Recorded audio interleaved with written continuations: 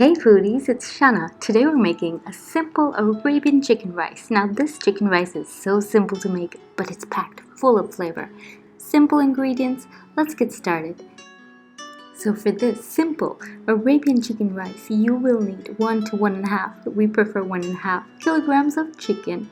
Fresh chicken that is, cut into medium-sized pieces. You can cut the chicken into larger pieces, whatever floats your boat, you know what I mean?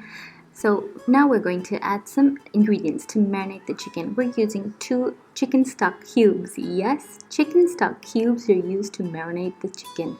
Crumble 2 chicken stock cubes. I'm using Knorr, just crumble them into the chicken. Next, I'm grabbing some things from my spice shelf. We have 2 small sticks of cinnamon here. Add these whole spices. 8 cloves. 8 cloves, the spice, not garlic. 7 green cardamom pods. Sort of rub them between your palms to expose the seeds a bit and crack them open. And 1 tablespoon of black peppercorns. Now black peppercorns is really essential in this recipe, so don't skip on it.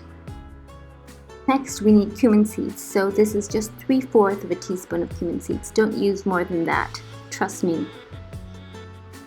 And for spice powders, you want 1 teaspoon of bright red chili powder. Try to get your hands on good Kashmiri red chili powder. If you can't find that, use a really good colored chili powder. And we're also going to add less than 1/4 teaspoon of turmeric powder. Do you know how good turmeric is for you? People, you have to add it to everything. Turmeric is just gold.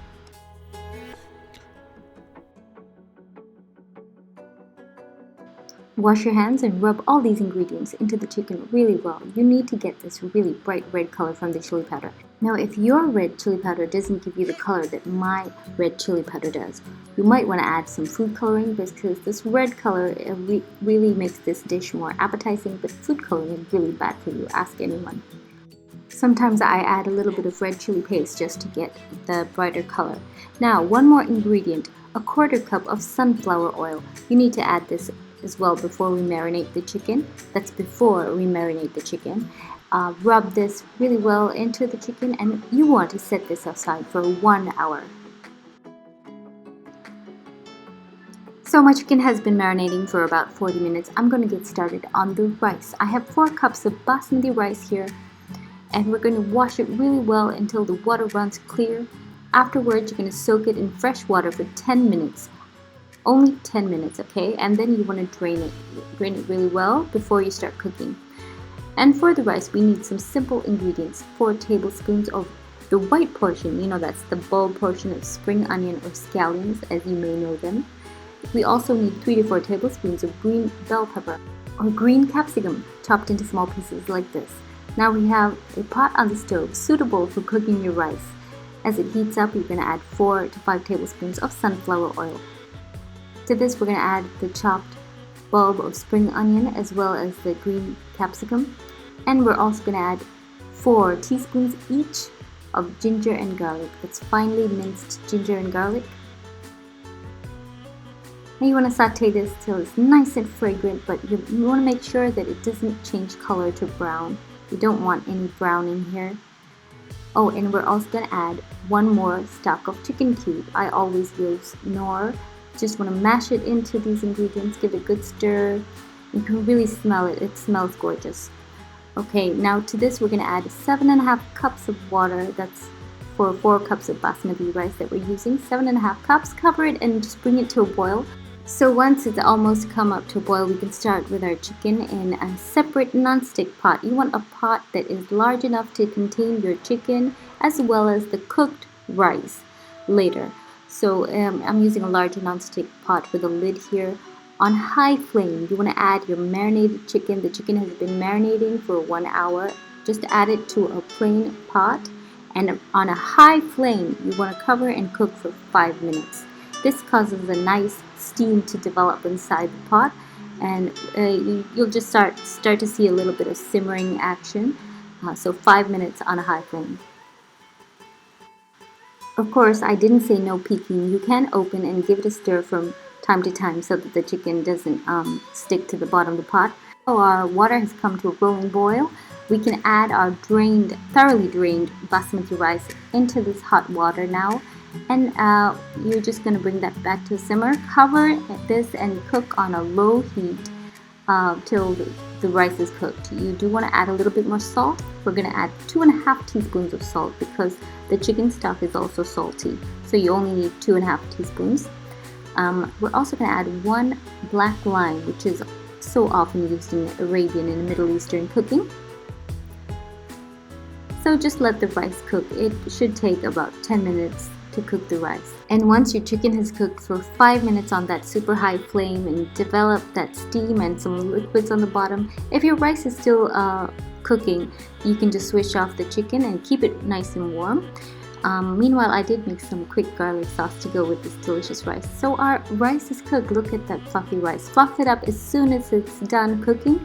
Fluff it up from the bottom so that steam doesn't cause the rice on the bottom to be sticky. And now we're going to layer the rice. Now the flame is switched off at this point, and we're going to add half of the rice. Make sure you fluff up the rice before adding it. Once you've added half of the rice, we're going to add 10 small, really hot, whole green chilies. I'm not even taking off the stem. Just stick them in there like that. Isn't that neat? And then we're going to top it with the remaining rice. Keep fluffing up the rice as you add. You don't want to press it down. You don't want to pack it down. It's very loosely layered over the rice and the chilies like this. Just spread it out evenly. So you're probably thinking, but the chicken isn't cooked on the bottom. Yes, the chicken is not cooked. We're going to cook the chicken under the rice. Again, the stove is still turned off at this moment, but make sure your chicken as well as the rice is hot before you're starting with this step. Make sure your rice is nice and fluffed up as it is added over the chicken. And once all the rice is added, you just want to pat it gently, ever so gently, without pressing it tightly. You just want to pat it over the top, gently but firmly. And now we're going to cover this pot, and what we're going to do, we're going to turn down that flame to the lowest heat. If you have a small burner on your stovetop, use the smallest burner, and you're going to put that on the small burner and you're going to cook for 30 minutes. After 30 minutes, that chicken will be deliciously cooked. Those peppercorns will be nice and crisp, and some of the sides of the chicken will be a little bit crisp, but perfectly cooked, and all that steam and the aromas from the chicken rise with the steam into the rice, giving it delicious flavor and aroma. It's absolutely perfect.